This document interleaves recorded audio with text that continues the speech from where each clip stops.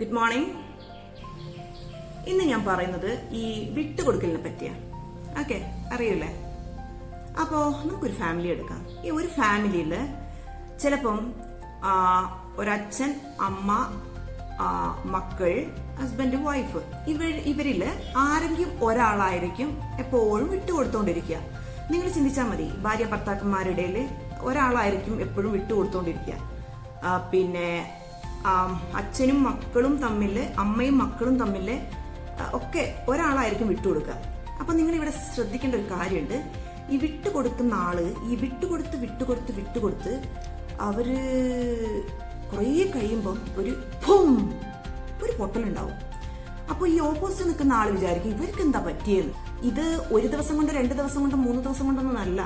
ഒരുപാട് മാസങ്ങൾ, വർഷങ്ങൾ എടുത്തിട്ടാണ് ഇങ്ങനൊരു സിറ്റുവേഷനിലേക്ക് എത്തിയത്. എല്ലാ കാര്യവും ഈ ഓപ്പോസിറ്റ് നിൽക്കുന്ന ആള് ചെയ്യുന്നത് ശരിയായിട്ടല്ല ഇവര് വിട്ടുകൊടുക്കുന്നത്. നിങ്ങൾക്ക് ഈ വിട്ടുകൊടുക്കുന്ന ആൾക്കേ നിങ്ങൾ അത്രയും പ്രിയപ്പെട്ടതായിട്ടാ, വേറൊന്നുമല്ല. അതുകൊണ്ടാണ് ഈ വിട്ടുകൊടുക്കുന്നത്. പിന്നെ ഒരു ഫാമിലി ലൈഫ് മുന്നോട്ട് പോകണമെങ്കിൽ അവിടെ അതേ നടക്കുള്ളൂ. ആരെങ്കിലും ഒരാൾ വിട്ടുകൊടുത്താൽ മാത്രമേ ആ ഒരു ഫാമിലി ലൈഫ് മുന്നോട്ട് പോവുള്ളൂ. അതിന് വേണ്ടിയിട്ടാണ് അവിടെ ആ വിട്ടുകൊടുക്കുന്നത്. ഓക്കെ. പിന്നെ ഇവിടെ വേറൊരു പ്രോബ്ലം വരുന്നത് എന്താന്ന് വെച്ചാൽ, ഈ വിട്ടുകൊടുക്കുന്ന ആളല്ല, ഓപ്പോസിറ്റ് നിൽക്കുന്ന ആളെ വിചാരം എന്താന്ന് വെച്ചാൽ ഇവർ ചെയ്യുന്നതെല്ലാം ശരിയാന്നായിരിക്കും. ഇവര് വീട് വിട്ട് വേറെ എവിടെയെങ്കിലും പോയാൽ ആരെങ്കിലും ഇവർക്ക് വിട്ടുകൊടുക്കുവോ? ഇല്ല. അപ്പൊ അവിടെ എന്താ സംഭവിക്കുക?